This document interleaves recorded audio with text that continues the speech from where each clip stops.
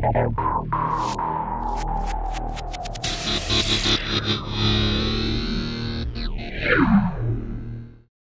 começar me apresentando, né? Meu nome é Jorge Rodrigo Cavazura. Eu trabalho na área de design de produto, né? Antes eu trabalhava na comunicação visual, agência publicitária, né? E eu sou uma pessoa que começou do avesso, digamos assim. Muita gente começa num Paint, depois vai aprendendo Photoshop, Illustrator, InDesign, tal, às vezes vai subindo e decide 3D depois, né? Eu sou um cara que eu comecei do avesso, comecei no 3D. Eu falo isso às vezes ou para incentivar, né, as pessoas também para não pensar que é tão difícil assim no 3D. Comecei há pouco tempo. Isso é um incentivo, pessoal, não considere isso como um iniciante. E eu aprendi assim de uma certa velocidade, né? Eu comecei, não sabia nada de computação gráfica, comecei já no 3D, na época era Blender, você comentou do Blender, né? Desenvolvi muita coisa no Blender, comecei a fazer freelances, aí comecei a trabalhar de certa forma profissionalmente, né? E nisso aí eu fui mudando de software, fui para Maya e agora eu estou no Cinema 4D, né? Aí hoje eu estou bem estável, uma empresa de design de produto, e eu sou responsável pelas apresentações dos produtos para o cliente, né? É uma pena porque design de produto tem uma certa limitação de portfólio, né? Comunicação gráfica, a gente pode fazer um anúncio hoje, um comercial hoje, ele pode estar apresentado semana que vem, na próxima semana a gente pode jogar no portfólio, né?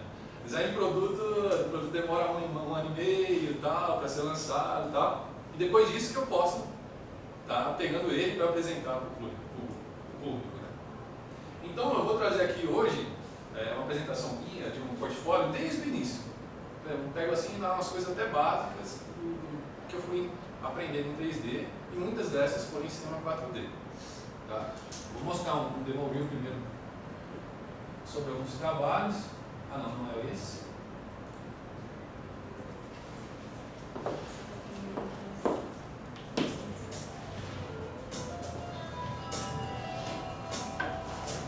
Isso aqui era mais parte, precisava de modelos para parte de anúncio, né? Revista. Aí eu usava muitos modelos 3D. Aqui sem datamento, sem nada, só o bruto do render, né? Aí era de PDV, né? Esse aí é outro modelo também. A área de impresso a gente fazia muito 3D. O pessoal estava acostumado com 2D e tal, quando chegou o 3D, faz bastante diferença, aquela tipografia, né? Com toda a dinâmica, com a perspectiva puxada, né? Dá um certo requinte ao trabalho também, não desmerecendo 2D, que é muito bom também. PDV trabalhei bastante, né? Maquete eletrônica. Então dá para ver assim que o mercado é bem assim, espalhado, não tem um segmento específico. E eu também sou meio generalista, né? O trabalho que tem na minha vista eu procuro fazer, seja maquete, seja animação, personagem também, né? Esse aí é para videogame, personagem para videogame, né? Tem toda uma estrutura diferente, todo um sistema diferente. Então você fazer personagem para game e personagem para filme, não é a mesma coisa, né? Então, assim, durante esse meu trabalho todo, eu consegui fazer vários sistemas de trabalho diferentes, né? Isso aí para jogos também. Esse também é uma apresentação em jogo, era a apresentação de um escritório, e a pessoa podia pegar o mouse e sair andando dentro do ambiente para ver como foi planejado. Isso é a pintura de um hangar também, que foi pedido para a agência, então andando no hangar. Isso foi para uma construtora. Isso não é vídeo, pessoal, isso é a pessoa interage, é tempo real, né? Ela pega o mouse e vai andando na casa, com uma representação. Tem algumas coisas que eu, às vezes, riscava, né? Assim, dava uma mexendo em edição de vídeo também, mas o foco mesmo era 3D. Muita coisa aí foi em conjunto, Cinema 4D, After Effects, né? E a gente vai desenvolvendo esses trabalhos. Né? Esse tipo de trabalho assim, ó, meio vinheta, meio jornal, da Globo, né? Cinema 4D faz com excelência. Isso aí ele é um dos líderes de mercado na questão de vinheta, abertura de programa, né? Broadcast em geral. Né? Então toda essa parte assim, o Cinema 4D está crescendo no Brasil. Lá fora ele é um pouco mais usado. Aqui no Brasil está crescendo mais, né? O curso aqui é bem procurado, né? Muita gente está querendo fazer. Alguns trabalhos de animação também. Para vocês terem ideia, esse avião fala um pouquinho da curva de aprendizagem do Cinema 4D já. Esse avião eu fiz na época que eu tinha 3 meses de cinema 4D. Então foi modelagem, iluminação, renderização, edição. A curva de aprendizagem dele é muito boa, principalmente para quem vem com conhecimento de software, sabe? Você vê que é uma coisa bem estruturada, bem legal. Os trabalhos de personagem também, né? Alguns estudos também de câmera tracking. Bastante tipo de efeito, né? Bastante tipo de situações. Esse lance de quebrar coisa, voltar, essas animações de abstrato, ele faz muito bem, sabe? E bem fácil. Né? Então, esse aí foi alguns dos trabalhos que eu fiz aí durante esse tempo de 3D até o momento, né? Interface. Eu puxei alguns tópicos aí sobre interface, né? Uma interface no programa sempre precisa de equilíbrio, clareza. Eu sempre considero menos é mais na interface, né? Boa organização e feita de designers para designers. Como assim? Hoje em dia a gente vê muito programa, eu não vou falar nomes, porque existem cursos aqui também, o pessoal gosta bastante dos outros programas, mas do meu ponto de vista, os programas começam a ficar um pouco poluídos quando tem muitas ferramentas. Né? Às vezes você vê a interface começa a se perder um pouco, o programa lança uma ferramenta e de repente, onde coloca essa ferramenta? Ah, joga ali naquele canto. Aí quando você vê, o programa começa a ficar um tanto poluído. Né? E a questão de organizar isso, às vezes não é tão feita por designers nas empresas. São feitas pelos programadores que estão fazendo o programa e tal, e não tem muita preocupação. Né? Não tem alinhamentos, não tem nada. A Maxon, ela é uma empresa alemã e faz o cinema 4D com um ponto de vista assim, de um designer. Como que um designer vê o programa, não como um programador, como um designer. Ele deixa tudo alinhado, usa uma gestalt, uma interface, não é uma coisa muito jogada, as ferramentas são bem organizadas. Né? Eu vou mostrar um pouco da interface do sistema 4D, para a gente ter um pouco de ideia. Aqui é a interface básica do cinema 4D. Né? Aqui tem um palco como qualquer programa. Aqui existe um menu que é a raiz dos objetos que você está usando no programa. Por exemplo, eu vou colocar um cubo aqui e é aparecido aqui nessa lista. Né? E aqui embaixo tem uma janela, essa janela é variável, digamos assim, ela fica mudando o tempo inteiro conforme o que você seleciona no programa. Qualquer coisa, não precisa ser um objeto, pode ser ferramentas. Exemplo, eu vou clicar aqui em seleção, isso aqui virou uma janela de opções da seleção. Se eu clico aqui no cubo, ela vira uma janela de opções desse cubo. Se eu coloco qualquer modificador ou efeito, também, na hora que eu clico, ela vira as opções daquilo que eu estou clicando. Isso aí é uma vantagem já do programa, por quê? Porque geralmente, às vezes, você tem que ficar buscando opções lá longe. Você clica no objeto, eu queria mexer no modificador tal que eu tinha colocado. Aí eu clico com direito e puxo outra janela, aí tem que abrir, não sei o que lá, e onde está o modificador? Não, o Cinema 4D é um pouco mais assim, dinâmico e mais limpo nessa questão. Né? E sobre design também. Né? Aqui os ícones são assim bem, digamos, autoexplicativos. Vou aumentar um pouco o tamanho deles aqui. Você pega uma ferramenta que entorta, o Bend, por exemplo, ó, é bem autoexplicativo o ícone, né? É bem feito, digamos assim, bem estudado. Ferramenta que entorta, ferramenta que puxa e deixa fino, né? Ferramenta que afunila nas pontas, né? Ferramenta que explode, é uma dinamite. Né? Então ele é um programa bem autoexplicativo. Né? E aqui ó, a gente tem ferramentas verdes e ferramentas que são azuis, lilás, né? E são ferramentas assim que quando você é verde, a ferramenta tem que ser pai do objeto. Por exemplo, essa aqui. Esse HyperNurbs é uma ferramenta conhecida no 3D, isso chama Subdivision Modeling, né? que faz os arredondamentos. Isso tem Max, Maya, Blender, seja qual programa 3D que é. No Cinema 4D também tem, mas ele é considerado um objeto.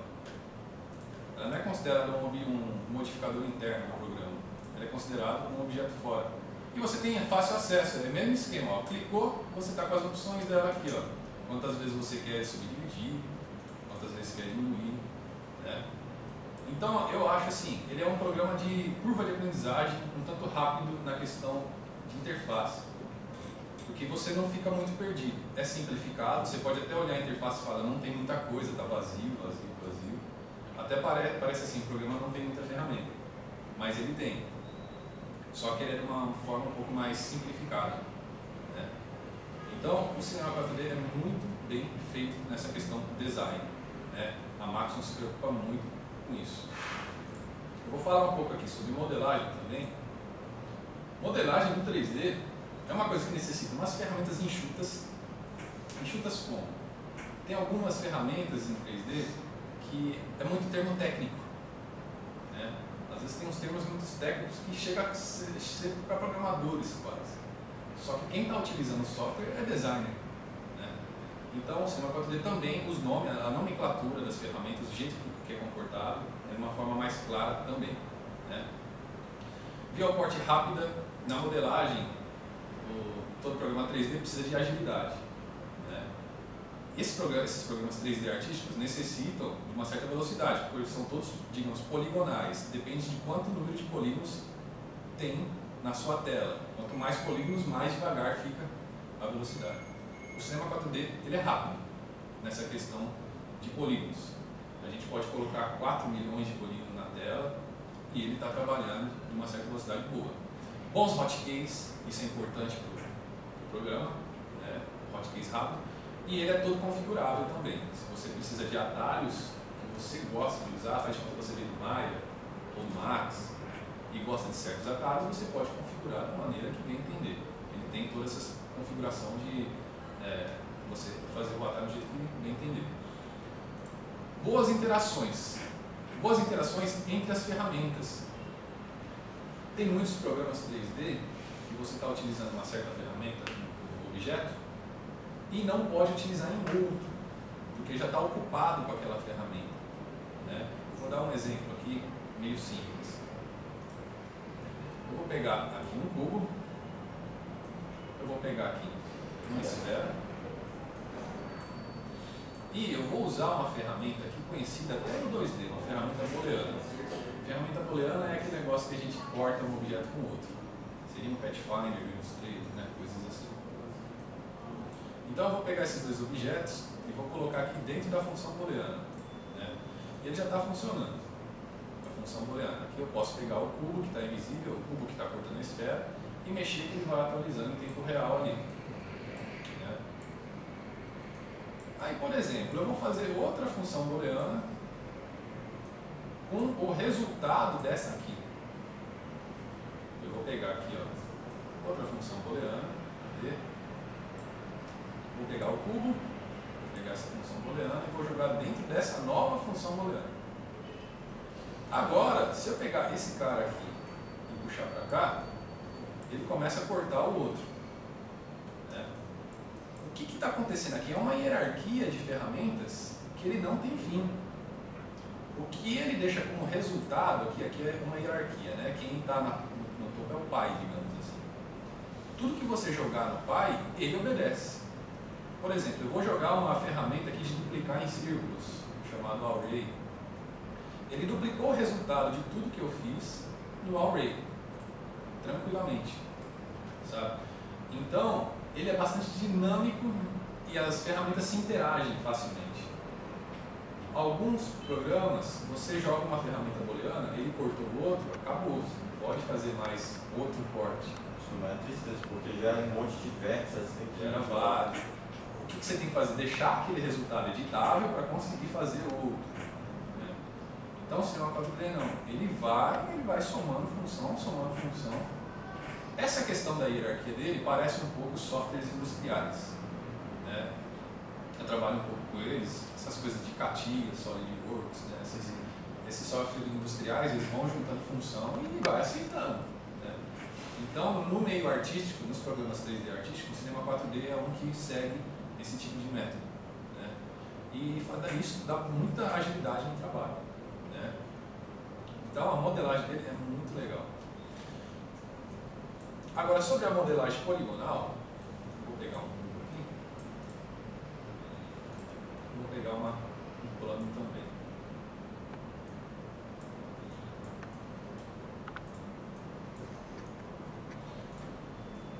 Nas ferramentas poligonais também tem bastante interação com as opções, né, de cada ferramenta. Por exemplo, uma ferramenta famosa em 3D é Extrude. Extrude, ele cria uma extensão daquilo que você está selecionado, né? É uma das principais ferramentas. Aqui eu vou usar um atalho que tem ali, que é o botão D, clicar e puxar, ele já sai um Extrude ali, né? Conforme eu vou clicando, vai saindo, conforme eu vou clicando, puxando, ele vai saindo. Só que enquanto eu estou com a ferramenta ligada, olha aquela questão de tudo que eu cliquei, as opções estão aqui. Então o meu extrude, todas as opções de extrude estão aqui embaixo. Por exemplo, se eu quiser fazer um extrude, que eu seleciono tudo isso aqui, clico em extrude, que é o D, e eu mudo essas opções. Por exemplo, eu quero que o offset é o tanto que vai dar o extrude, seja variável, vou aumentar a porcentagem de variação. Eu vou subir aqui, olha, sobe como se fosse predinhos. Então, essa variedade de situações dentro da ferramenta é bem rápido de você estar trocando, porque é aquela questão, tudo que você chamou, as opções estão aqui. Tudo que você chamou, as opções estão aqui. Né? Enquanto a ferramenta está ligada, eu posso mudar. Que nem eu vou mudar o número de divisões de cada extrude. Estou clicando aqui e já vai aumentando quantos eu quero. Né? E isso não é só extrude, é qualquer ferramenta. Apertar o K, que é faca, por exemplo. A faca é um sistema simples, todo programa tem, 3D tem, que é de corte. Né? Vou desabilitar um negócio aqui. Que é você clica e ele corta. Né? Só que aqui tem vários tipos de faca. Né? Eu posso pegar uma faca por loop, por exemplo. Faca por loop, eu posso cortar linhas diretas, né, entre loops. Ele corta certinho onde está passando o loop. Eu posso pegar aqui, por exemplo, por plane. Plane é como se fosse um raio laser, tá vendo assim, um scan, né? Ele vem e corta, né? Então esse sistema de interação entre a ferramenta e as opções rápidas é bem rápido, é bem dinâmico, bem aceitável, né? A aprendizagem é bem lógica. É bem capaz, se vocês não mexerem no programa ainda, vocês abrirem agora, se eu mexer na ferramenta, eu sei que as opções estão ali, não vou ficar procurando janelas, né? Então é bem tranquila a modelagem dele, né? Aqui eu vou falar um pouco também sobre. Cadê? Deixa eu pegar aqui.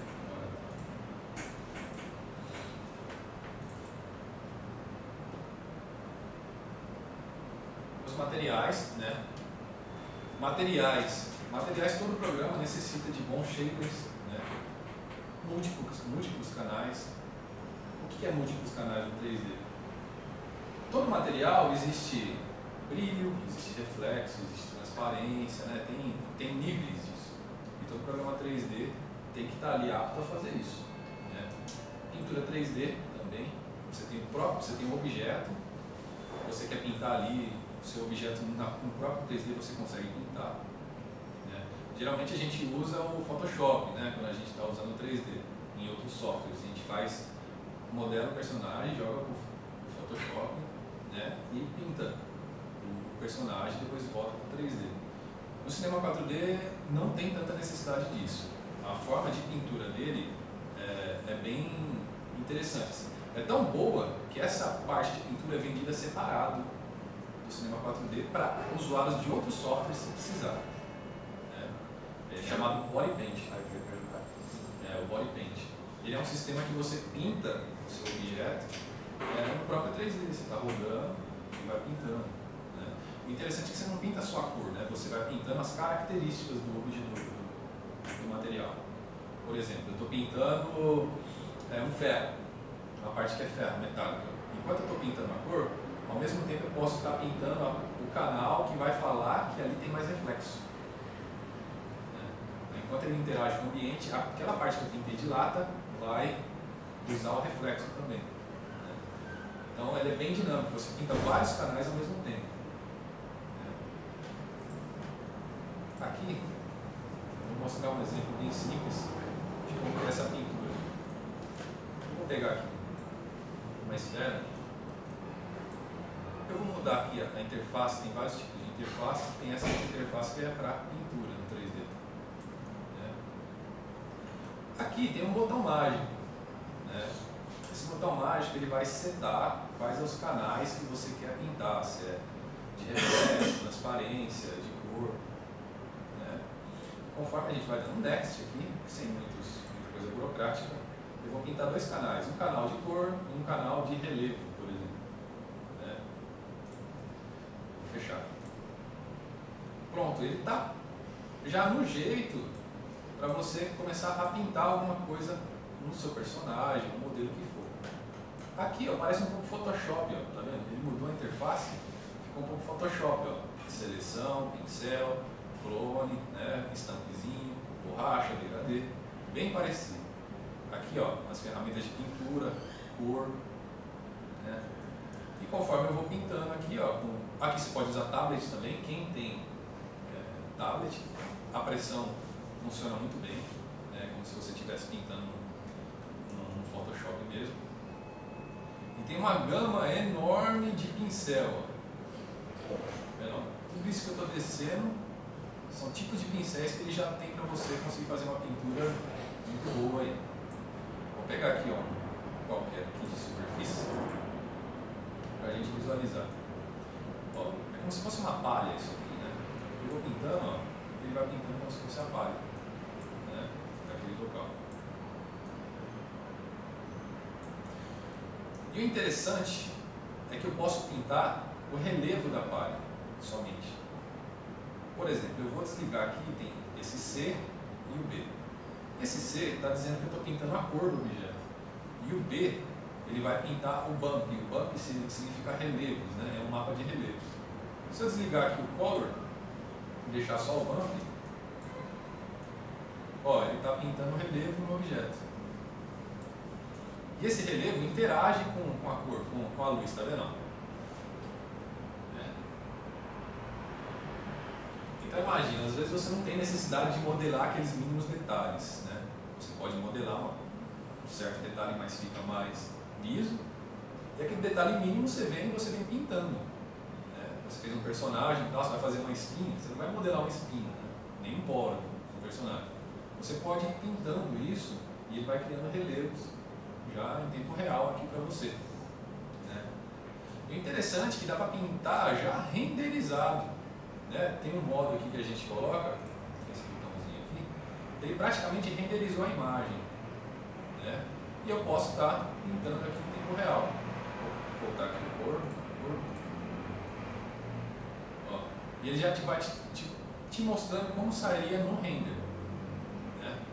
Aí aqui você clica de novo na tela e ele solta. Né? Pode ver que está um pouco, o pixel está um pouco meio, digamos, fraco, né? Então, na hora que você deixa como render aqui, ó, ele te mostra como sairia mesmo. E você vai pintando. Então, esse tipo de pintura 3D fez com que o cinema 4D virasse líder de mercado em body paint, que é a pintura de corpos do personagem. Né? Tanto que hoje, o cinema 4D é muito usado no cinema como pintura de cenários. Quando a gente vê aqueles filmes bonitos, tal, tem toda aquela coisa 3D, sei lá, o Transformers, Narnia, né? Tem aqueles cenários lá no fundo. Você pensa, o pessoal modelou aquilo? Não modelou. Modelou sim, bem básico, e é pintado as coisas. Né? Por exemplo, um prédio lá longe, eles fazem só um cubo, pegam o cinema 4D, pega a foto de um prédio e pinta por cima. Aí isso faz com que você tenha uma impressão visual que é 3D, porque o cubo é 3D. Só que os detalhes estão em forma de pintura, lá no fundo. Né? Então ele conseguiu pegar essa parte do mercado e ele é líder, né, em fazer matte paint, que é essa técnica de pinturas. Né? Tanto que eu peguei um vídeo aqui, ó, que é esse artista Dylan Cole, é um dos artistas que mais pintam cenários dos filmes. E muitos filmes foram utilizados com o cinema 4D para pintar lá atrás dos elementos de fundo, né? Vou aumentar. Ó, quem imagina que essa cena, os prédios pintados? Dá uma olhada. São planos somente. É a população Só a composição que, claro, o cara da composição é o cara mestre, né, que vai fazer juntar tudo. Então esse cenário, esse mundo todo, na verdade foi algum artista pintou, fez uma composição boa, né, misturando fotos, misturando pintura dele, e depois é jogado em geometrias básicas lá no fundo para fazer essa dinâmica com a cena inteira. Né. Ó, você vê a cena e fala, pô, precisava, mas os caras fizeram.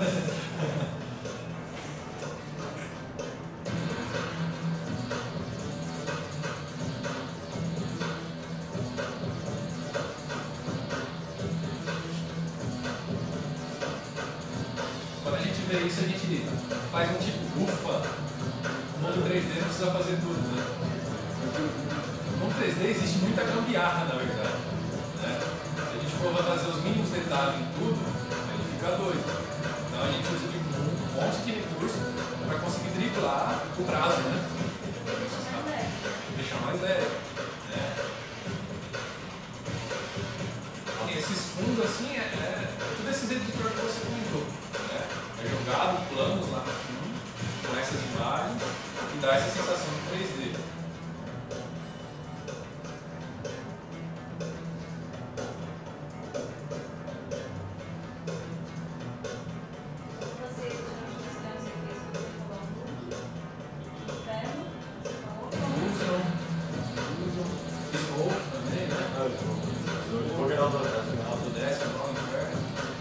Então, tem bastante editor aí que são meio líderes de mercado em fazer filme mesmo. Assim, o pessoal gosta muito do After porque é ágil, né, para propagandas, assim, fazer rápido, é bastante usado. Mas em filme, assim, o pessoal usa mais esses outros. Até em comercial, hoje em dia, o pessoal está usando esses outros. Está começando a fatia do mercado, para nuvem principalmente, está aumentando bastante. Então, deu para ter uma ideia, né, do que é utilizado bastante o sistema roteiro para pintar cenário. Aí você fala, pô, mas não é isso que eu queria. Mas não é só isso é um exemplo do que ele faz muito bem. Né? O cinema 4D faz tudo quanto você necessitar também. Né? Personagem, vinheta, maquete eletrônica, todos fazem. Max, Maya, Blender, cinema 4D, todos fazem. Só que cada um tem, digamos assim, facilidade para fazer tal coisa. Né? O cinema 4D para esse tipo de trabalho tem uma facilidade enorme. Né? Vamos voltar lá, que eu estava falando. Eu sempre fecho. Então, materiais e pintura ele é muito dinâmico.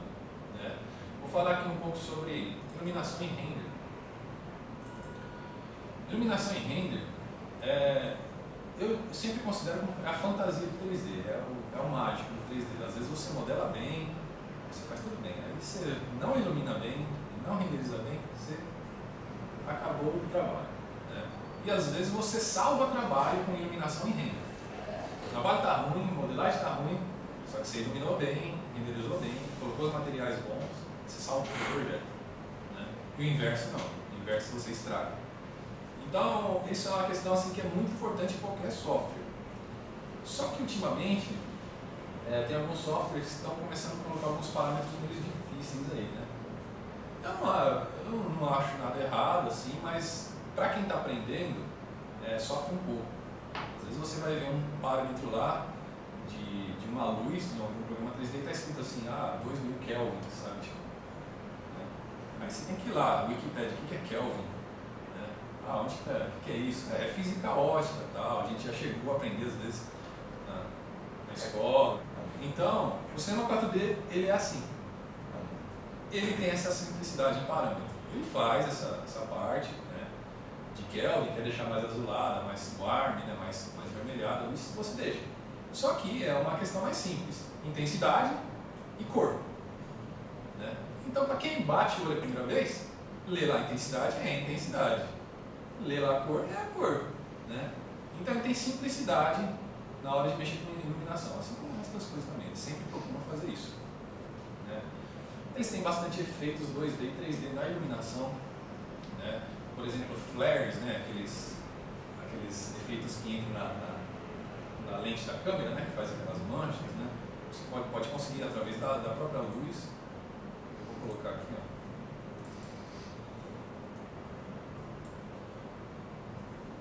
Dá para interface comum.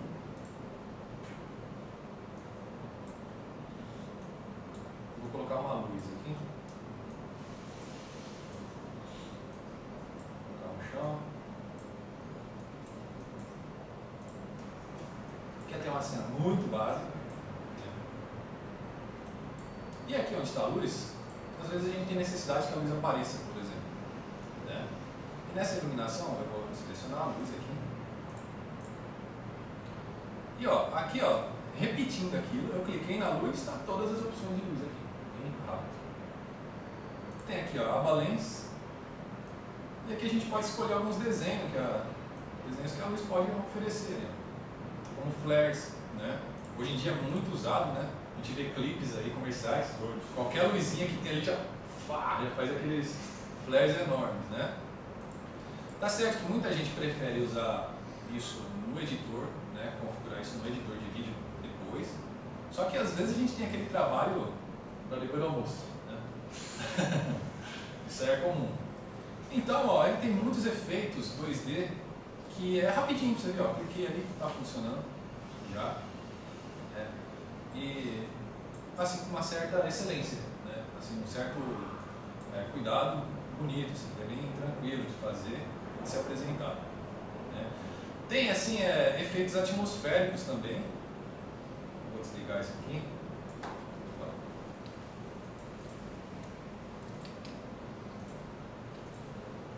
Esses efeitos atmosféricos, vou colocar aqui com volumétrico. Ó, a luz ela está aparecendo agora, como se fosse um brilho. É tipo aqueles flares é efeito entrando na lente. Não, esse aqui é um brilho como se tivesse uma fumaça ali, né, em cima da luz. E com poucos cliques aqui, por exemplo, na aba Noise, a gente pode fazer isso virar uma fumacinha, tá vendo? Bem tranquilo de fazer. Aquelas cenas que sei lá, aquele beco que está aquela luz, né, em cima de uma fogueira ali, sei lá, está sendo uma fumaça. Então dá para simular umas coisas bem rapidinho, bem tranquilo. Então essa questão de iluminação dele não é só no 3D, esses efeitos 2D também chamam bastante atenção. E você consegue assim com poucos cliques. Né? Outra coisa também em iluminação, que a gente assim, gosta no cinema 4D, é a simplicidade quando a gente fala de iluminação global. Né? Para quem não sabe, iluminação global é como um efeito óptico da luz, quando a luz bate em algum elemento, essa luz retorna e continua iluminando outras partes do ambiente. Né? Geralmente isso é o que dá mais realidade, isso é muito usado em maquete eletrônica, né? Deixar uma realidade bacana. E, geralmente nos outros renderizadores, elas são um pouco difíceis de você realizar. Por quê? Porque você coloca uma luz, coloca uma cena, bota para renderizar, está preto. Aí você fala, pô, vou mexer nos parâmetros. Aí você mexe um pouquinho, clica, puf, está branco. Né? Aí você fica lá, regulando para cá, regulando para lá. Eles meio que se preocuparam em deixar uma média boa para a pessoa ligar e já ter um parâmetro ali mais ou menos do jeito. Né? Vou pegar aqui, ó, por exemplo, vou deletar essa aqui, vou fazer a ceninha bem simples. Uma cena bem chatinha, bem simples, né? E aqui não está ligado esse sistema de Global Illumination ainda. A luz não está pegando aqui e voltando, a luz simplesmente bate e morre. Né?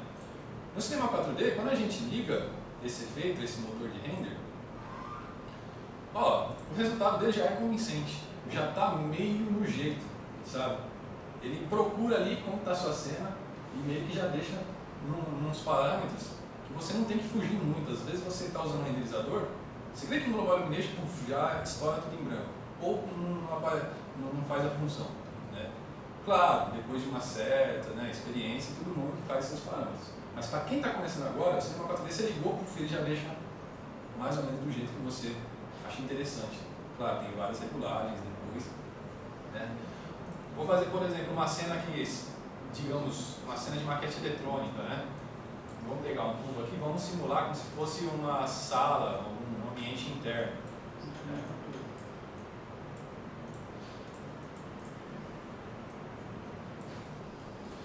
Então aqui, ó, eu coloquei um simples caixa aqui, simulando, sei lá, um ambiente ali. Eu vou colocar um mundo em volta, quer ver, ó? São imagens HDR, são imagens que simulam um ambiente, né?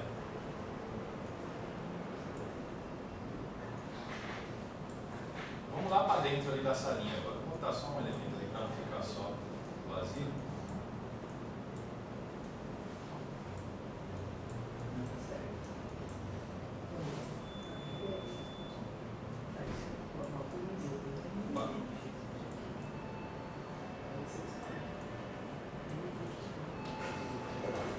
Acho que assim tá legal. Ó, eu estou com um objeto lá fora que está, digamos, simulando o meu ambiente e ele vai arremessar fótons para dentro dessa cena. Geralmente esse tipo de cena que começa já zoado para você regular. Já começa um tanto meio ou muito escuro ou muito claro, né? E aqui na hora que a gente passa para ele já te dá um parâmetro que você pode com tranquilidade fazer mesmo porque você é um principiante. Você entra aqui em Global Illumination, ele não te mostra aquela lista de parâmetros gigante que você tem que aprender. Simplesmente ele fala qual que é a intensidade que você quer, sabe? Você vem aqui, eu boto aqui, por exemplo, 400 e manda renderizar. Ó, ele já está me dando um resultado mais claro.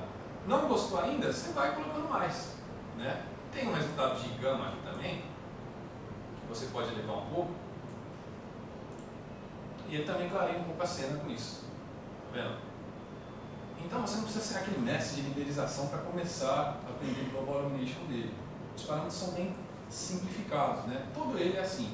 Se abriu, tem só pouquinhas coisas que você mexe e já consegue um resultado. Claro, você fala assim, pô, então ele é meio limitado em parâmetro, digamos assim. Não, ele sempre mostra para você como é simples, como você começar, e depois sim tem o resto, né, dos parâmetros se você quiser fazer alguma coisa refinada, né? Isso aqui é tudo parâmetro que é bem parecido com o V-Ray, né? Por isso que eu estou abrindo aqui.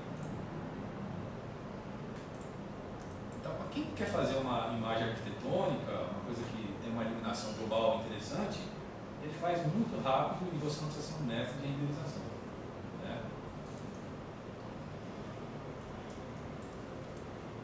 Outra coisa também que o pessoal apanha muito em iluminação é regular a posição de luz, né? O Cinema 4D tem uma ferramenta aqui, vou colocar um cubo meio arredondado aqui, que ele te ajuda muito. Eu vou colocar uma luz área na cena aqui. Aí toda vez você tem que ficar regulando a posição da luz, né? Mexe para cá, mexe para lá. Assim como aquelas ferramentas para simplificar seu trabalho, o Cinema 4D tem uma ferramenta que chama Lighting Tool. Quando você pega essa ferramenta, você pode clicar aqui, ó, e arrastar em cima do seu objeto, ele já está regulando a posição da luz conforme você roda ali, ó, em cima do objeto. Ó. A luz se rotaciona em volta dele, né? E com certos atalhos, por exemplo, no meio do caminho eu vou clicar Alt, ó, ele começa a mirar a luz aonde você está colocando o mouse, né? Se você segura o Ctrl, por exemplo, ele está aumentando e diminuindo a intensidade da luz. Você não tem que ficar lá entrando nas configurações da luz, não sei o que lá, né? Às vezes é uma coisa rápida ali. Ah, errei a distância da luz do objeto, no meio do caminho aperto o Shift, ó, ele aumenta ou diminui ali a distância, né? Então ele tem certas facilidades aí nesse Lighting Tool para você posicionar a luz, né? E para quem trabalha com produto, no meu caso, às vezes a gente quer brilhos em certos locais, certas posições, que dependendo do ponto de vista da câmera, você fica regulando a luz, putz, não pegou o brilho ali. Aí você vai lá, muda a luz de novo, você renderiza, não está o brilho ali de novo. Aqui tem umas facilidades, eu vou colocar aqui um brilho mais forte nesse cubo. Por exemplo, aumentar a especularidade. Com esse Lighting Tool, aqui ó, Tool, Lighting Tool. Tem as opções desse Lighting Tool. Por exemplo, Specular Placement. Specular é esse brilho que causa no objeto da luz, conforme a posição da luz. Eu falo, eu quero Specular ali onde eu clicar. Ó. Ele posiciona a luz de uma maneira que o Specular fica ali aquele brilho fica ali onde você quer, né? Então esse é um tipo de ferramenta que você não vê muito por aí nos softwares 3D, mas é uma coisa que ajuda muito. Então a questão de iluminação também, né? É sempre pela simplicidade da ferramenta, né? Vou mostrar aqui mais sobre aqui o Broadcast, falar um pouco sobre isso. Broadcast é um nome dado aí para quem trabalha com motion graphics, para quem faz abertura de programa, para quem faz vinheta, né? E o cinema 4D aí tem o Homograph, que é uma ferramenta voltada a isso, né? Ela é equipada com chamados effectors, que é um negócio que dá suporte a isso. E tem as dinâmicas de Homograph. Além de você fazer umas animações malucas, você pode fazer as coisas caindo, depois volta, as coisas se quebram, né? Esse motor para vinheta é líder de mercado. É líder de mercado mesmo. Tem muitas animações que você faz no cinema 4D, nesse tipo de situação, de vinheta, que com poucos cliques você já está fazendo uma animação cheia de coisa, e nos outros, às vezes, você tem que fazer elemento por elemento você tem que animar, né? Ou usar plugins. Eu trouxe aqui um demo reel da própria Maxon, para vocês terem ideia de como que é isso, né? Como que é essas vinhetas, tudo que do pátio, QuickTime.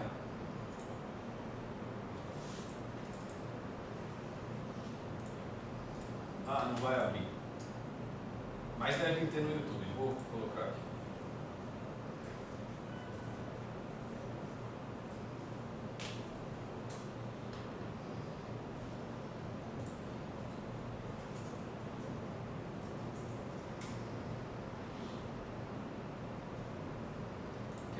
Mostrar um demo reel.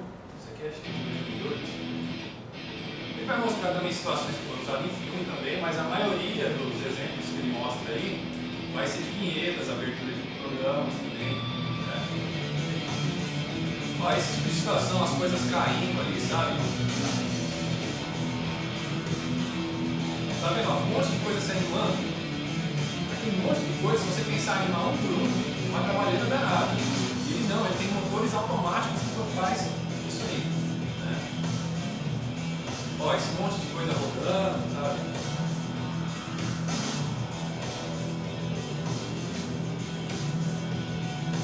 Trabalha com partícula também. Tá vendo? Mas esses botões voando, se a gente for animar um por um isso aí, a gente gasta muito tempo. Ele não. Ele tem funções que você fala assim, ó, os botões eu quero clicar para frente, eles vão.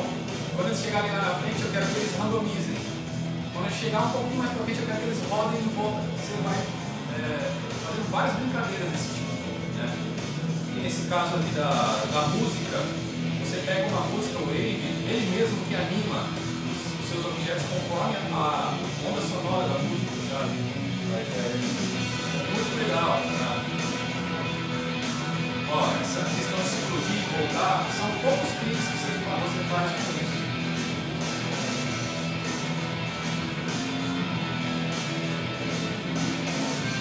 Claro, essas aberturas são bem mais trabalhadas, né? Mas assim, para vocês entenderem como que ele é bastante usado. Essa renderização que você está vendo, que vocês estão vendo 2D, ele também faz muito bem. Ele renderiza como se fosse um 2D. Ele tem esse motor de render.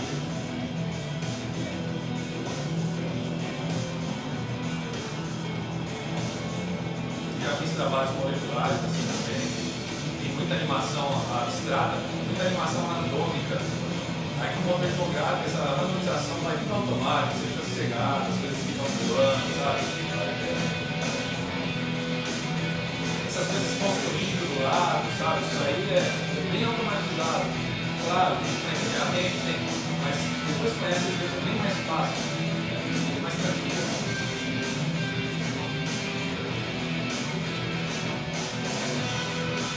Isso aí eu acho lindo. Fazer essa bagunça toda.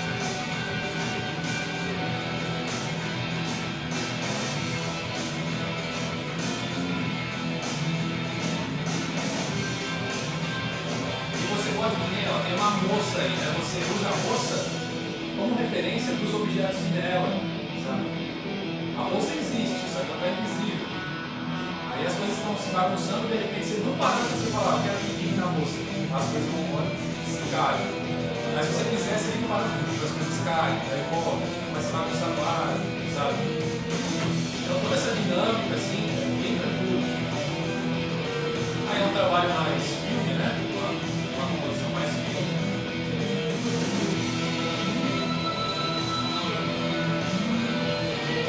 As coisas tremendo assim, então uma ferramenta da dinamização, você clicou já as coisas já estão balançando, né? Vou dar um exemplo simples, né? Vou pegar aqui um cubo. Eu quero um monte desse cubo, por exemplo. Tem uma ferramenta aqui de clonar cubo. Clonar cubo não, clonar aquilo que eu selecionei. Então, eu vou pegar esse cubo, eu vou clonar ele. Clonar de uma maneira mais 3D aqui, assim. Aqui eu vou colocar bastante. Vou botar uns 8 por 8. Vou aumentar o espaçamento aqui entre eles.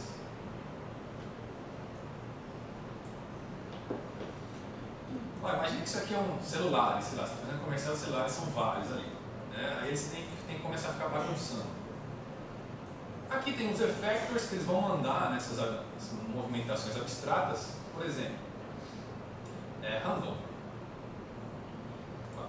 Ele já randomizou os cubos. Aí você fala para ele, eu quero que esses cubos ficam brincando também, não quero que eles fiquem parados. Aqui, no effector, eu posso colocar uma turbulência, e só de dar play, eles já estão brincando. Né? E conforme eu vou mudando os parâmetros, por exemplo, eu quero que ele bagunce mais em Y, por exemplo. Ele bagunça mais em Y. Quer que diminui? Diminui. Quer que ele vai parando? Ele vai parando também. Né? Então, conforme a gente faz toda essa brincadeira com esses effectors, ele vai fazendo essas animações abstratas. Aí você fala, só posição? Não, eu posso ligar aqui. Eu quero que ele brinque em rotação, por exemplo. 90 graus em cada um. Ele, além de trocar de posição, ele está brincando também. Né?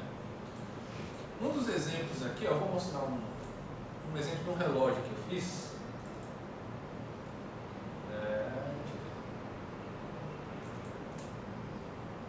Então aqui, tive esse trabalho que eu tive que fazer esse relógio, na verdade era vários relógios, e o cliente pediu que ele fosse todo espedaçado e ele voltasse, né?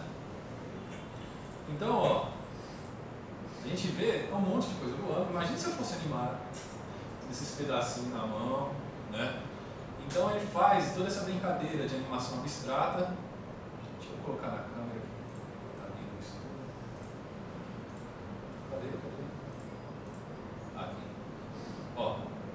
E eu falei, de cima para baixo eu quero que eles comecem a se reunir os pedacinhos e comecem a montar o relógio.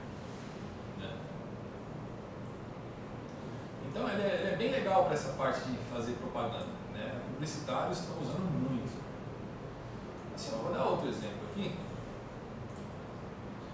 Vou pegar um texto. Vou colocar aqui, cinema 4D.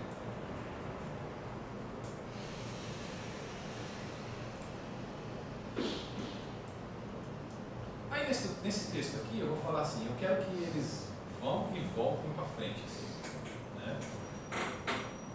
Aqui tem um effector que faz isso. Effector plane. Ele está mandando para cima, no caso eu quero mandar para frente. É só mudar o eixo aqui, vou mandar para frente. E dentro do MoGraph tem algumas opções de fall off, que é as zonas que isso vai interagir, né? Eu posso ligar, por padrão vem infinito, então quer dizer, essa ferramenta está jogando tudo para frente, independente se a coisa está aqui, se está lá longe, vai no infinito. Então eu posso comandar isso, eu quero tudo que estiver dentro do box é o que vai para frente. Então eu posso animar esse box aqui. Se eu pegar essa caixa aqui e animar, ela vai para frente. Então eu vou dar uma leve animada aqui. Vou pegar no tempo 0, no tempo 60, mais ou menos. Eu vou para o outro lado. Então eu dei uma leve animada nesse cubo, então quando ele vem e volta para trás. Né? Se você for animar isso 1 a 1, você perde tempo também. Né? Pega um, pega outro. Aí você fala, na hora que eu quero, quando ele estiver lá na frente, eu quero que ele rode. Depois volte. Aí. Outro trabalho. Né? Aqui não, você pode fazer, pegar um randomizador disso e usar o Fayoff também, que é uma caixa. Né? Só que essa caixa eu posiciono aqui na frente.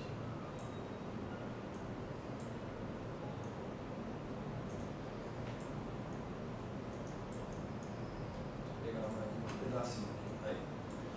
Eu ponho a caixa aqui na frente de randomização e nessa randomização eu quero que ele rode. Então eu coloco alguns graus aqui. Não é que eu estou ensinando, pessoal, estou passando só a ferramenta, tá? Só que ela é possível. Não se atente muito ao que eu estou escrevendo aqui na lateral. Então você dá um play agora, quando ele chegar ali na frente, ele rotaciona, ele randomiza a rotação.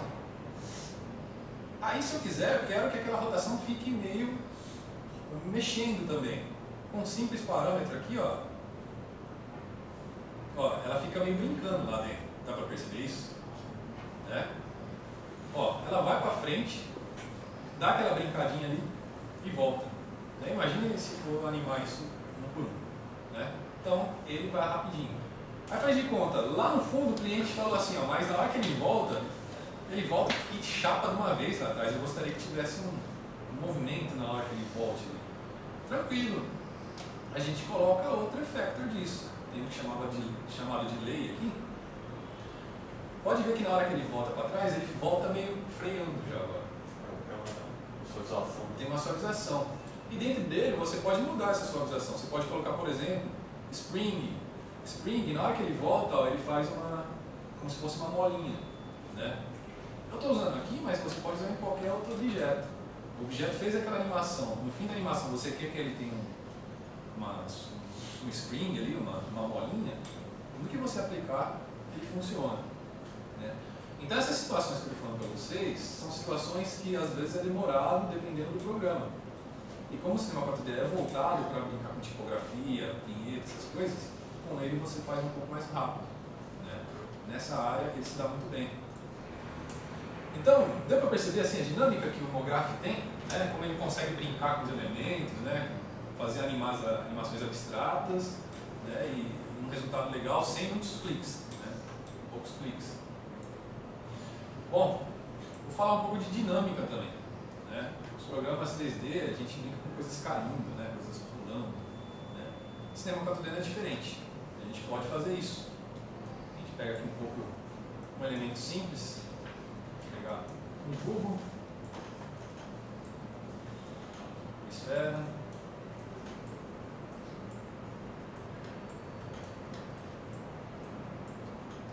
e tem um sistema aqui que é o Dynamic Tags. A gente põe aqui essas tags, tudo é chamado de tag no Cinema 4D, né? Todo modificador que a gente coloca fica na lateral do objeto aqui selecionado, que a gente tinha falado no começo. É aquela mesma questão, tudo que você clica, a opção já está aqui. Clica no objeto, a opção do objeto. Clica no modificador, a opção está aqui. Também tranquilo, né? Então, por exemplo, eu coloquei dinâmica aqui nesses objetos. Se eu der play, os 3 vai cair, né? Não fiz nada ali para deixar o plano parado. Então é de rápido acesso. O plano está aqui, clico aqui que é o modificador de dinâmica. Aí eu falo para ele que eu quero um corpo estático. Né? Aí agora sim as coisas estão caindo. Né? Só que assim, o interessante é que aquele Mograph que eu falei para vocês funciona a dinâmica também. Então enquanto vocês estão, por exemplo, com um monte de celular voando lá e tal, de repente você liga a dinâmica no celular, assim, cai. Né? Vou dar um exemplo bem rápido também aqui. Ó, vou pegar esse cubo, vou colocar um corner. Então aqui ó, eu tenho usado o Mograph e eu vou colocar dinâmica no Mograph também.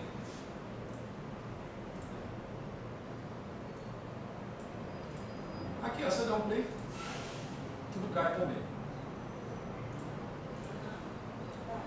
Se eu quiser fazer algo um pouquinho mais diferente, ó, fazer com que a bola bata, quando a bola bater, esses aqui que vão entrar em ação na dinâmica, né? O próprio cloner aqui que eu tinha feito, tem uma aba aqui que está dizendo, é o trigger, é quando ele vai ligar a dinâmica, né? Eu posso falar assim, quando tiver colisão. Isso aqui fica parado enquanto alguém não rela nele, né? Então, ó, vem, aí quando ele rela, ele joga. Né? Então, assim, são controles mais rápidos, né? Não tem muito aquele negócio, entra numa janela aqui, outra janela lá, aí você achou a dinâmica, né? Você pode assim, clicou aqui já está nas opções dela. Clicou aqui está nas opções dela. Né? Eu vou deixar a esfera aqui, estática também.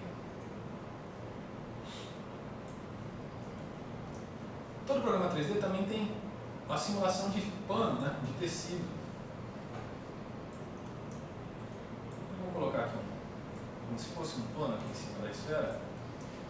Né?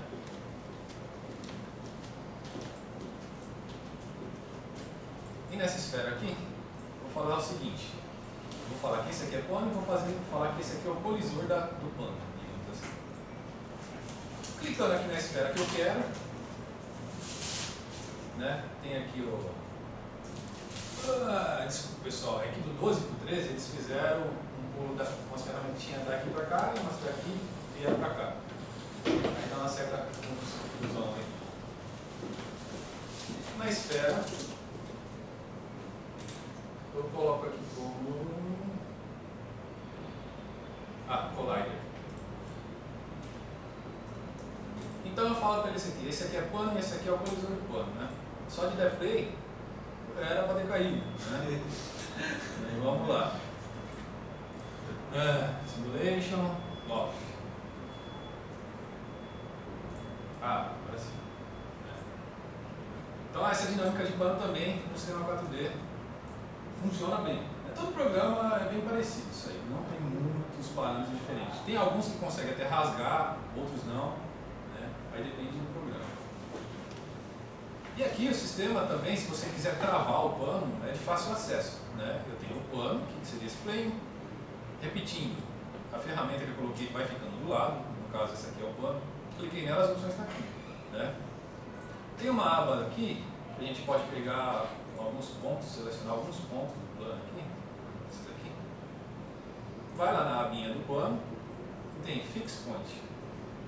Fez isso, o pano já está travado ali para como se fosse uma cortininha, né? Então, esse fácil acesso das ferramentas aqui, só de clicar já está aqui, é bem legal, bem dinâmico. Né?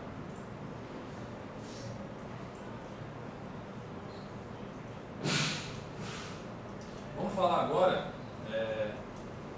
deixa eu ver aqui.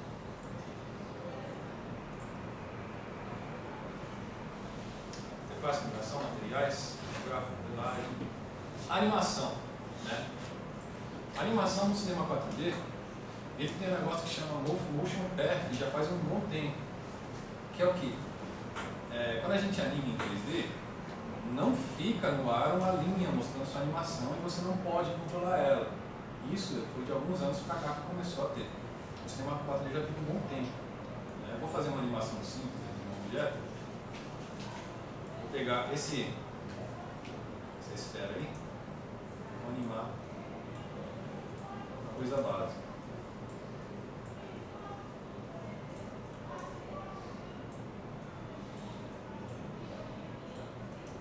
Aqui ó, eu tenho uma animação bem simples, né, que é uma esfera que vai percorrer esse caminho que eu determinei.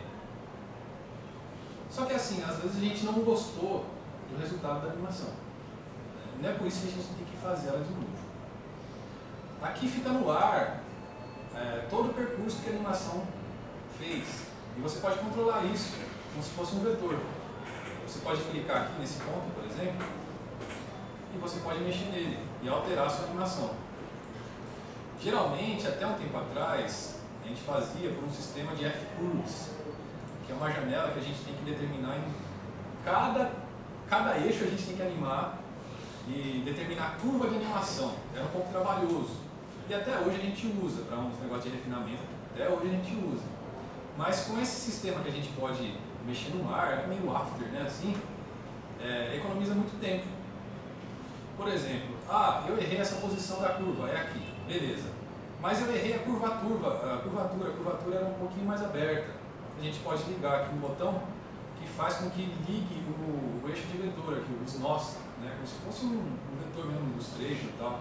Você pode controlar a curva de animação, né? Então, como eu estava falando aqui, ó, a gente pode ter uma facilidade de acertar a nossa animação. Outro problema que a gente tem em animação 3D são as acelerações, a gente controlar as acelerações. A gente fez uma animação bonita e tal, mas a gente não gostou das acelerações, onde tem que ficar mais rápido, mais devagar. Aqui a gente tem fácil acesso. Por exemplo, eu dou um clique aqui nesse frame, quando ele estiver passando aqui, eu quero que ele esteja mais devagar. Tem um número aqui, ó, esse left time e right time, a gente pode alterar ele. Opa, é o contrário. Aqui. Conforme a gente vai clicando e diminuindo esse número aqui, ó, ele vai contraindo os keyframes que está interpolado perto daquele ali.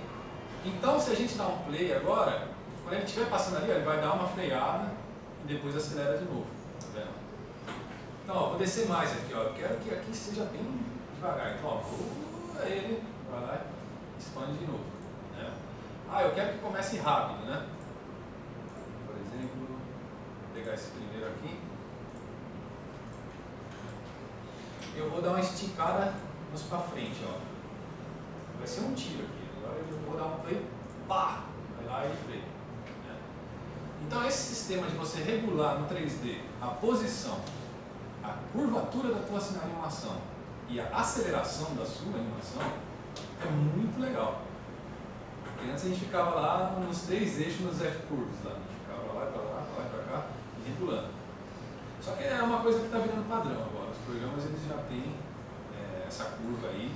Tem uns que não têm esse controle todo, né? Mas tem muitos que já estão indo para esse lado, para você regular com mais facilidade.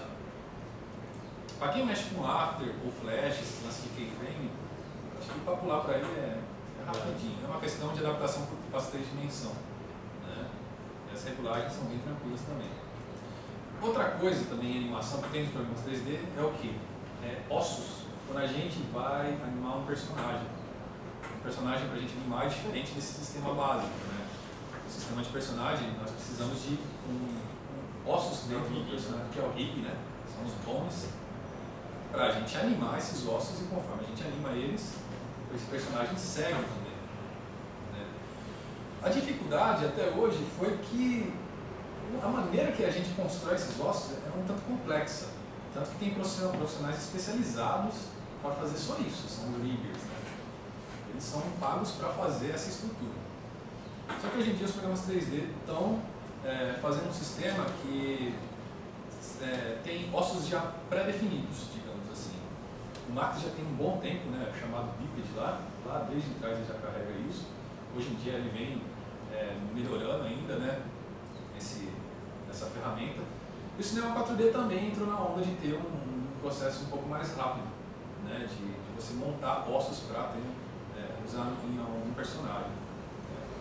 Eu vou mostrar aqui esse sistema, para a gente dar uma olhada nele aqui. Ó. O sistema é bem simples, ele começa com um objeto nulo aqui, um objeto que não tem nada. Só que aí a gente vai adicionando coisas. Por exemplo, aqui está spline, aqui, né? Spine, quer dizer, spine é espinha. Né? A gente dá um clique, ele cria uma espinha para você. Espinha com cabeça. Se eu venho aqui, ó, eu quero o braço, clico em arma, aí ele cria os braços. Se eu volto aqui na espinha, ele me oferece perna também. Ele me dá as pernas. Né? No braço, se eu quiser, eu posso aqui, ó, adicionar a hand, que é a mão. Eu clico, ele adiciona a mão. A mão já com os dedos, você diz tudo separadinho. Aí ele vai indo por etapa, que nem agora ele pede, ó, você quer dedo? Ó? Quero. Aí ele adiciona um dedo. Eu volto na mão aqui, quer outro dedo? Olha, coloca do lado. Volto na mão, quer outro dedo? Né? Ou na mão? Eu quero o dedão agora. Você muda aqui, ó, ele coloca o dedão. Né? Então é um sistema aí que dá uma certa agilidade para quem vai fazer um personagem convencional. Né?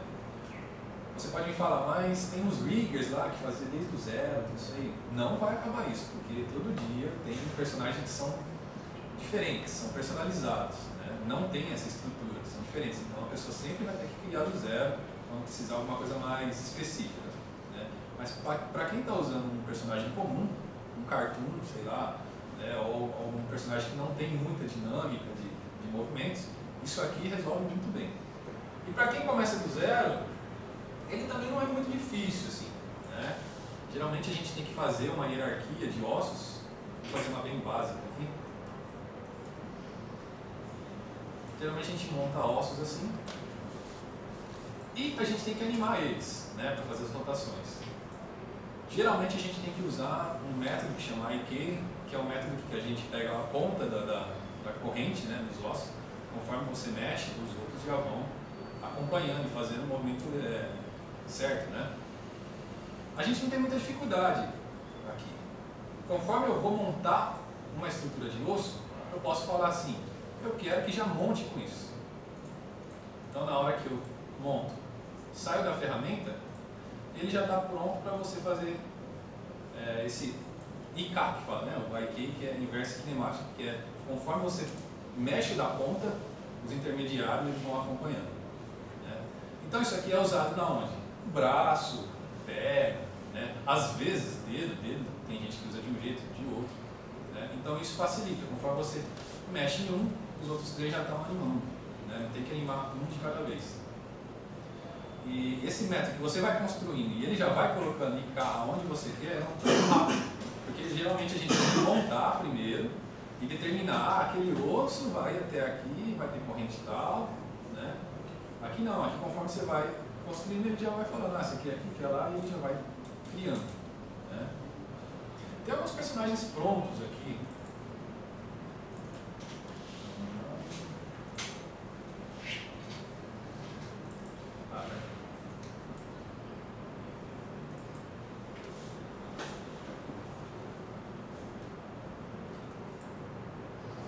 Esse aqui é um bonequinho, ó, ele já está animado com aquele sistema de osso, o primeiro que eu mostrei.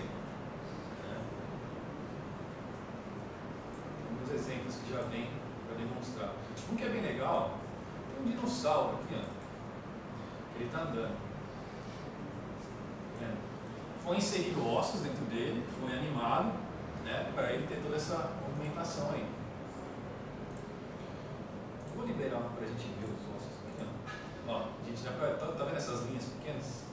São os ossos, né? E tem algumas coisas interessantes. A gente pode deixar os ossos dinâmicos também. Eles podem cair, eles podem balançar conforme o movimento. Você não precisa animar um movimento, por exemplo, da cauda aí, né? Esse movimento da cauda, ele não foi animado um por um aqui do osso. Deixa eu só achar o IK da cauda aqui, deixa eu ver. Onde está esse aqui?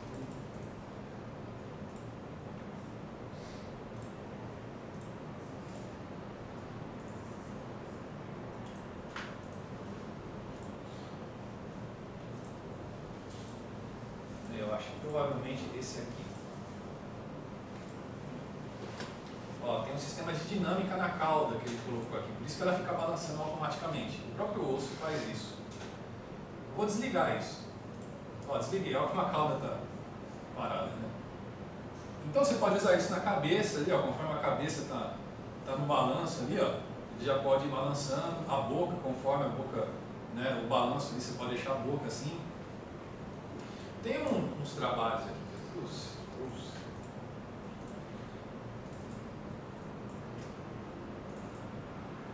Queria mostrar para vocês. Tem aqui do relógio, acho que tá aqui, não sei se vai abrir. Faltam alguns codecs. Tem esse trabalho aqui não foi finalizado, onde eu trabalhava, né? Ainda estava mexendo, né? Tanto que tem uns textos que estão meio sem lógica aí. Textos. Vocês estão vendo essa movimentação da câmera? Isso não foi renderizado. vai ter mais. Eu peguei blocos bem básicos e pintei com uma imagem.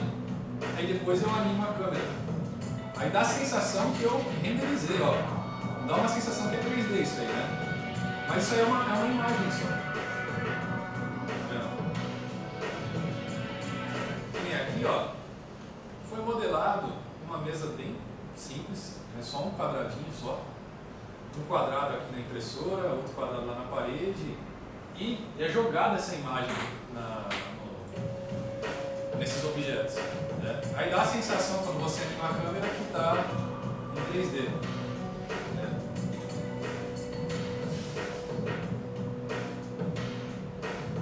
Por que eu fiz isso nesse trabalho? Era para ter entregue um dia depois. E foi cancelado ainda esse trabalho. Aí ficou meio em off. Né? Aí foi uma gambiarra que tinha que fazer para renderizar de um dia para o outro. Porque para você renderizar uma animação arquitetônica, cada frame demora muito para renderizar. E um dia para renderizar 4, 5 cenas não ia dar. Eu peguei Cinema 4D, naquele sistema lá de pintura de cenário, peguei uns quadrados lá e tal, pinto os quadrados e renderizo a câmera ali, do jeito que tá. E sai em 5 minutos. Aqui também, ó, tem uma coisa que o pessoal fala, pô, mas o Cinema 4D é muito usado somente então só para comercial, só para vinheta, só para essas coisas, e quando é filme é só para fazer o cenário, né? Não. É que assim, num filme, é muitos softwares que é usado, né? E tem os principais lá que tem produtora X, ela usa software tal. Na hora dos créditos elas botam aquele software. Mas ninguém fala que essa produtora pediu freelance para várias pessoas para ajudar. Entendeu? Então, assim, o Cinema 4D ele é muito usado, sim, tudo quanto é tipo de produção, até no cinema mesmo. Né? Tem um... Deixa eu ver se eu acho aqui. Ah, tá. Eu vou pegar. Tem um site que mostra alguns dos trabalhos grandes assim, que foi feito com o Cinema 4D. Né? Tem aqui, ó, Ben-Hur foi feito com o Cinema 4D. Só com o Cinema 4D? Não. Algumas partes, né? É um conjunto de software. Né? Narnia também. Opa, não é Narnia, não. The Golden Compass. Aquele do surf dos pinguins. Né? Homem-Aranha. Pipeline do Homem-Aranha. Usando body paint, aquele sistema de pintar o personagem. Né? Ó, Narnia, muito cenário no filme feito no Cinema 4D. Né? Tem vários trabalhos assim de nome que é feito no Cinema 4D. Então, com isso, o que eu falo, assim, pessoal? É muito aberto. Você fala, Cinema 4D é só alguma coisa? não. Maquete, comercial, filme, seja lá o que for. Ele é usado sim. Para algumas áreas mais, algumas áreas menos, mas não tenha medo assim, de tipo assim, talvez eu trabalho numa área que ele não usa muito. Não fique com medo não, porque ele vai te satisfazer sim. Hoje em dia, no Brasil, a gente é muito generalista em 3D. Geralmente a gente tem que fazer tudo. Né? Lá fora é um pouquinho mais separado, né? Tem que fazer a modelagem, texturização, animação. Não que aqui não faça, tem produtoras grandes que fazem isso. Só que a grande maioria ali que não é top, geralmente é um cara que faz um monte de coisa, né? Ou uma turminha pequena. Então, assim, para pessoas que são o exército de um homem só para trabalhar com 3D, na minha opinião, o Cinema 4D ele é o mais rápido para se aprender. Aqui, ó, eu vou mostrar também para quem trabalha com games. Né? Aquele projetinho que eu comentei para vocês, que eu estava mexendo em tempo real, foi finalizado em Blender, né, que é esse aqui. Só que toda a parte gráfica aí foi Cinema 4D. Né? Essa minha porta aqui e tal. Mexer. Então todo esse material aqui, ó, tudo construído com poucos polígonos, porque ia rodar em jogos, né? Com jogos. E a intenção era rodar em qualquer máquina. Então foi feito com poucos polígonos, só que toda a parte de iluminação aqui, ó, não é render, essa iluminação ela é aquele sistema de pintura lá. Né? Então tudo está pintado, na verdade, as sombras estão pintadas, a luz está pintada, então dá uma sensação assim interessante, né, comparado a um render. E não é um render, é simplesmente geometrias e a gente está navegando dentro. Né? Vou mostrar outra aqui.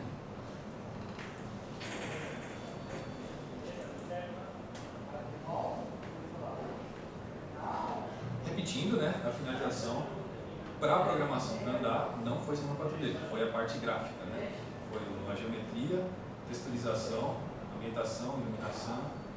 Né? Então, esse tipo de trabalho é um trabalho que hoje em dia está fazendo falta no mercado. Tem muita maquete eletrônica só estática, né? Então, às vezes, você necessita de um vídeo para apresentar melhor ou um sistema de jogo até. Né? Então, é muito usado o sistema 4D também para fazer esses elementos que vão dentro de um jogo. Então, fora a parte comercial, fora a parte de filme, fora a parte de maquete, tem essa parte de jogos também, caso vocês queiram fazer. Né? Que é um mercado em expansão. É um mercado que está cada vez mais precisando de um profissional bom. Né? Tem gente que olha essa imagem e pensa que foi renderizado. Não foi. Né? Não é renderizado. É tudo simulado em textura dentro do sistema 4D. Tem outro aqui também.